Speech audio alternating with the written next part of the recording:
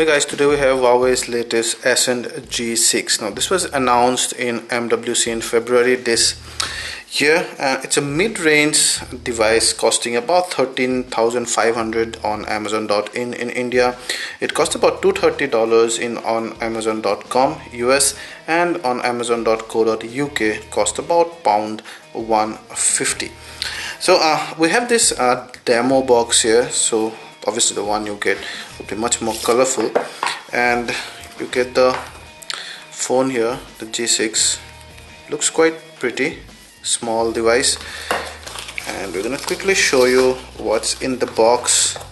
I'm not gonna talk much about the box itself because this is a demo box that I told you. So you have a micro USB 2.0 USB cable. You get a 1 ampere USB round pin wall adapter, and then you get a pair of earphones here with a silver jack, and it's not exactly your noise cancelling type.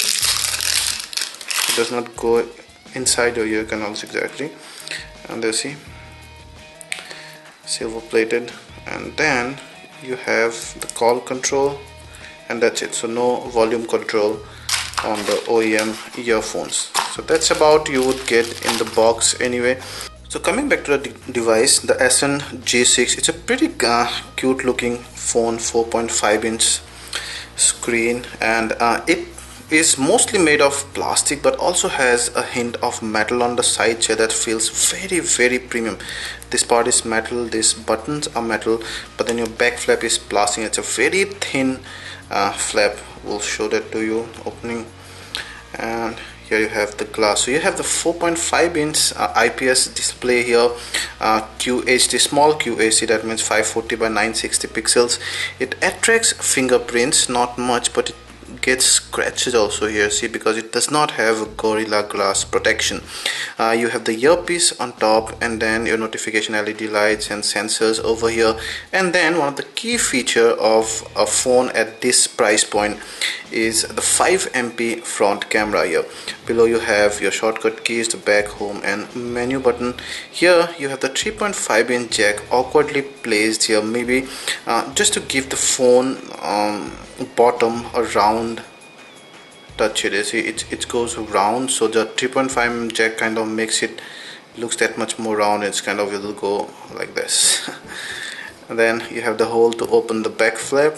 Here you have the metal power button and the volume rocker. They give amazing good tactile feedback. On top, micro USB 2.0 port. You have the noise cancelling mic here, and your 8MP autofocus camera has a BSI sensor. It specifically written here BSI, that's backside illuminator, illuminating sensor basically, but that's very common these days anyway. You have a single LED flashlight there, the Huawei branding, and then the speaker grill situated right on the flat surface. We'll see if that obstructs the sound quality.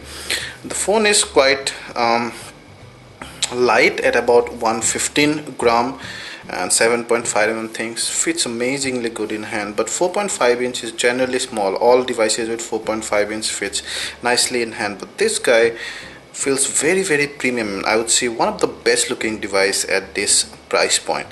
So while it's starting up, talking about the specs, apart from the display, this guy is powered by an unknown 1.2 gig quad-core processor. We tried to find out, we could not find the manufacturer of this. 1 GB RAM, you get 4 GB of internal storage.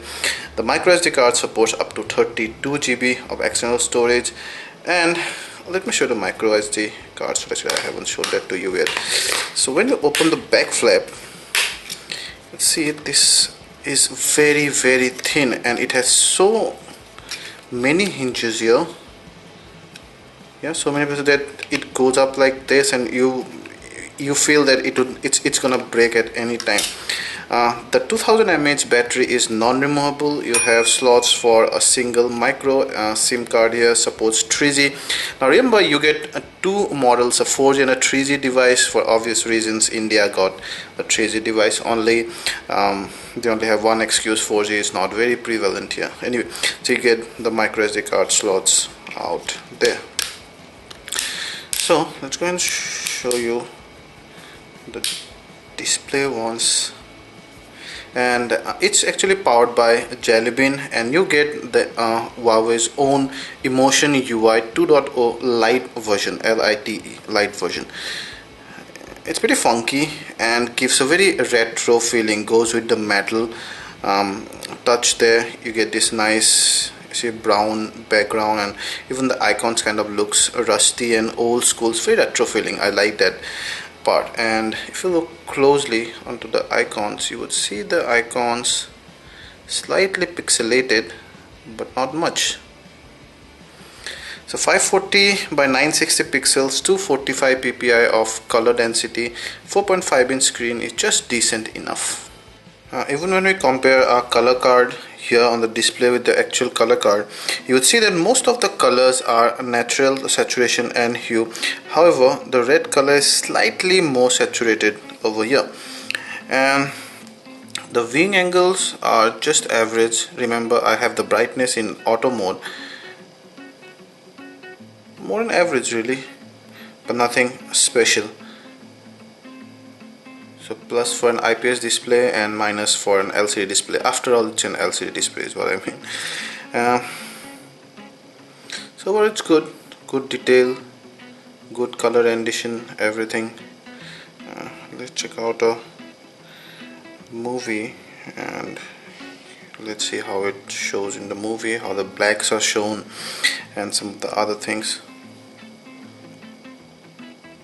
Yeah, not bad.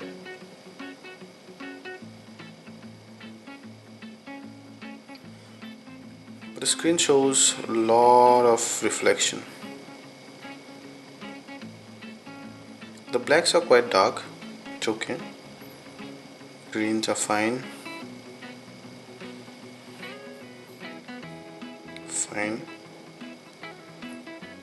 There's a very slight yellow warm tone to the screen actually.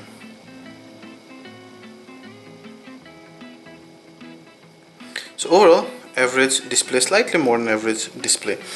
Display we won't complain at this price point definitely, but we've seen better displays here than this one that you'd get for almost similar prices. Now the user interface. So you have Android 4.3 Jelly Bean and Huawei's own Emotion UI version 2.0 Lite, LITE. So you get this very nice unlock screen. I love this. So that way goes the camera, that way unlocks the screen, and then a notification bar when you do that. You see the new live widgets and all here. So those are new things, and also this a slight overhaul in the 2.0. Yeah. You can simply do it with all the notifications here, and then you can straight away go to the settings. So you have a general where like the quickly used or the most popular ones, and then you have your connection settings and your home screen styles and all. When you go to more, you would see the storage. So phone storage, you can see is 4 GB. That's my SD card. You can see internal storage almost just under, or it'll be just about 1 GB I would say. However, you can save your game data and all to the SD card, so that's a good thing, because you can see I have my Asphalt 8 and I also have Nova 3 installed here, but it only has, there you see, so Nova 3 and Asphalt 8 itself takes more than 2 GB each, so obviously there it has to go to the SD card directly. And then what else, you get to add these accounts there, and then quickly about phone, see 4x3 and your model numbers and all. Overall it's quite smooth actually over releases, but we've seen a lag on heavy multitasking actually, but yeah, you'd come to expect that slight stress test lagging on this kind of phone anyway. So your app dock is customizable. You can also create your folders and stuff. Long press on the home key to go to Google now, and that's, you can edit some of the stuffs out there. However, no recent app menu key here. Yeah. and there's no app dock, there's no app drawer as such, menu app drawer. So all like the iPhones, all are on the home screens here. So you have all this. Let's check out the browser quickly. So we did an HTML5 test. It scores pretty low, 323 out of 555. We checked our site nothingwire.com, and it renders those web pages pretty perfectly, desktop grade. Now our website is mobile optimized, so you'll see this responsive website. You can see there's absolutely no lag in scrolling, yeah. And even the text and all, if I go to an article here, you would see that even the text and all are very good actually. See, very nicely rendered. It also supports pinching zoom and double tap zoom, but it's not exactly ferret touch. You see, sometimes I had to give slight deliberate touch because I'm used to the flagships, so I generally give very slight touch. At times you need to give that slight more deliberate touch. Basically you have themes. I like this retro themes, but if you choose one, then you can choose one of those. And then we come to the 8MP autofocus camera. Very usual UI really. That's the flash setting, that's the switch between front and back camera. You have this shooting modes, and then you can go to the settings here. Yeah, so this guy records at a max of 720p. Yeah,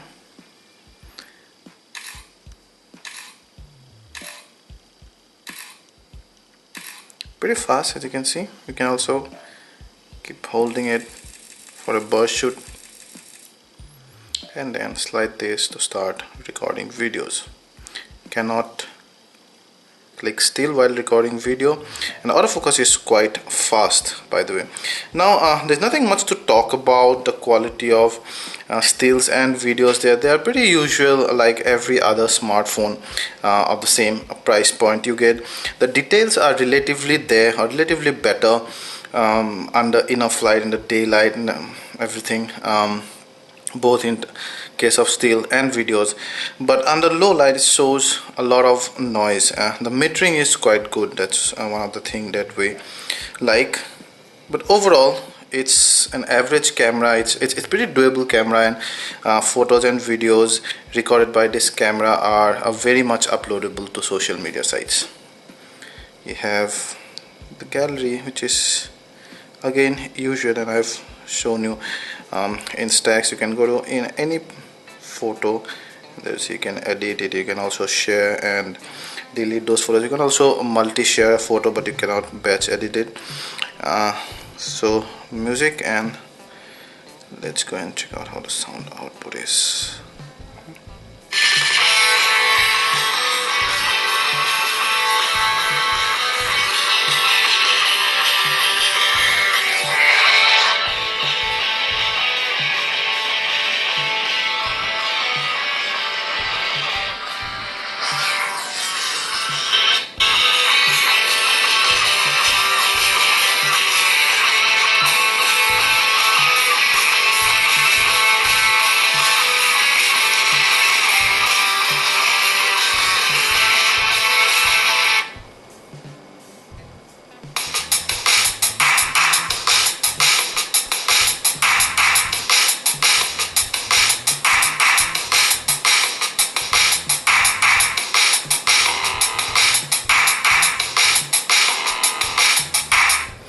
The sound output is decent, as you can see. Even the bass is there. It's not very loud, but it's just the right amount of loudness that we need, from a phone speaker.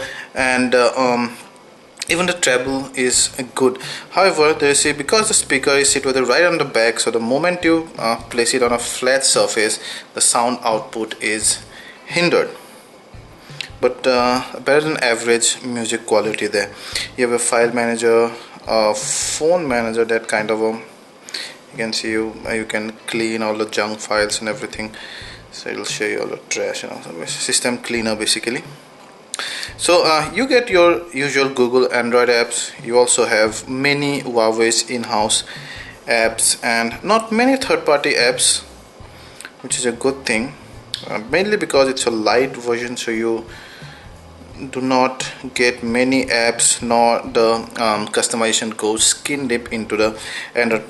They basically trying not to give too much pressure on the 1 GB RAM and the quad core processor there, because this quad core processor is not exactly new. But overall, for daily usage, the user interface is pretty nice and nifty and seamless, and all the apps pretty much work together quite good. We tested 3 games on the G6, the Fruit Ninja and Nova 3 and Asphalt 8. Now, it plays Fruit Ninja just fine. It also plays Asphalt 8 in medium graphics pretty fine. In high graphics it lags just tad bit, but nothing that should worry you. Same goes with Nova 3. It lags just a bit, but nothing significant, nothing noticeable. If you really are looking for a lag, you will see the lag, but it does not hinder the gameplay in any way. So let's discuss some of the good and some of the bad things about the Ascend G6.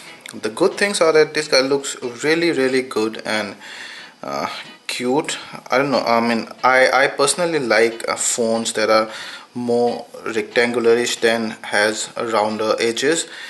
So probably that's like my personal choice, but even then you have this nice metal accent on the sides, and even the design around the cameras and everything kind of is slight class. We like that.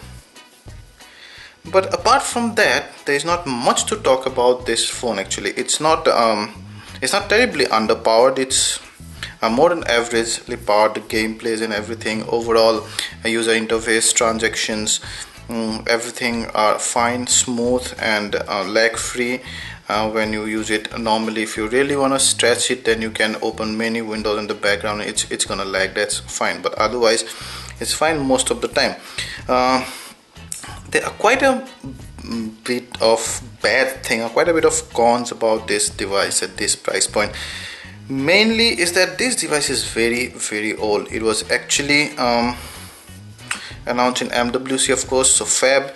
A lot of devices came at this price point during all this time, and it's really tough to find a device which it would match in terms of the features really at this time. So you have, of course, you have the 8MP autofocus camera and the 5MP front camera. That's another good thing. You don't get at least a 5MP front camera in a device of this price point, but then you would get a slightly more powerful processor. You'd also get KitKat in let's say Motorola G or somewhere.